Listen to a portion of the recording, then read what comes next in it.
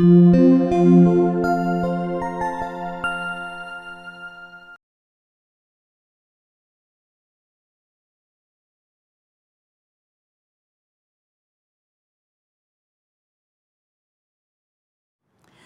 we've talked about brainstorming together. We've talked about taking time to get some common ground and find out what you have in common with each other in terms of your ideas about parenting. And now I want to talk about some of the things that you need to pay attention to during the years that you're raising your child or children. One thing is, sometimes we know that this is a busy time of life. And depending on how many children you have and what age they are, life gets really, really busy with work and children and activities and all kinds of things.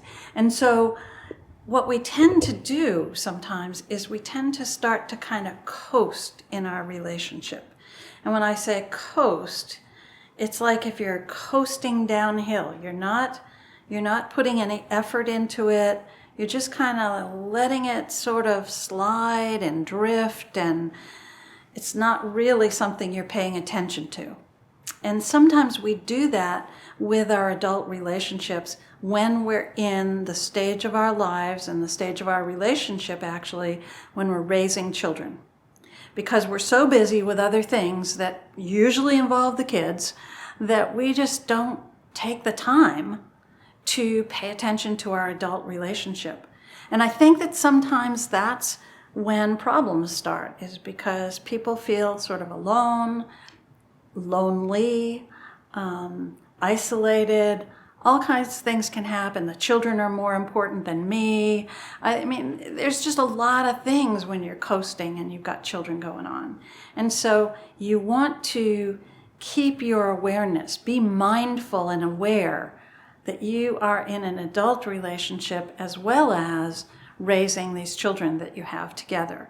So you really want to pay attention to that. You really want to take time for each other and make sure that you are acknowledging that relationship between the adults and not just letting it sort of drift away and drift into the background. And what happens is, all of a sudden your child's 18 and they're leaving home, and maybe the adult relationship has little or nothing in common anymore because you've just sort of drifted for a long time while your children were growing up and not paying attention to that relationship.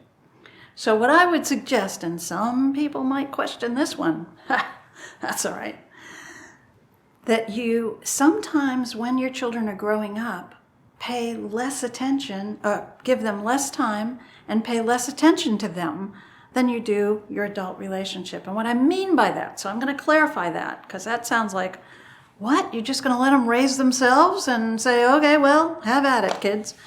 No, that's not what I'm suggesting. But what I am suggesting is that sometimes one or the other or both of the parents sort of drop everything when the child seems to need them, okay?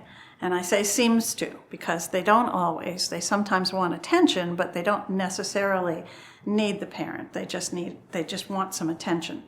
And so I don't know if you've ever experienced this, but I have. I have been, let's say, at a friend's house, and I'm talking to the friend, and both parents are there, the two friends, and we're having a conversation, and the child comes over, and one of the parents just stops, just completely stops, in the middle of a conversation, and focuses on the child. And the child takes that whole attention away from the adult conversation, the adult thing that's going on in the room.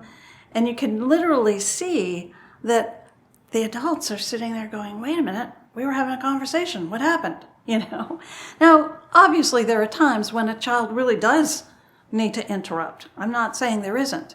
But I also see some parents who, the minute the child even steps into the room, their focus is on the child when in fact they were having a conversation with another adult, their parenting partner or a friend or somebody else. It's that attention-seeking child, and sometimes we create attention-seeking children by dropping everything. You know, I'm in the middle of a project, I just drop everything because my child has to have my attention. Do they?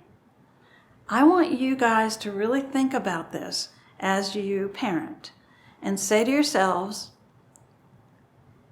am I doing that? Am I doing too much for my child? And I'd like you to kind of think right now about the things that you do for your child and the things that you really know your child could do for themselves. And each week, from now till maybe forever, stop doing one thing a week that you know your child can do for themselves. Stop doing it for them. Let them do it for themselves. Now, it may mean that you have to give them a little lesson so they know how to do it for themselves. But if they are capable of doing something for themselves and you're still doing it, drop it and let them take over that responsibility.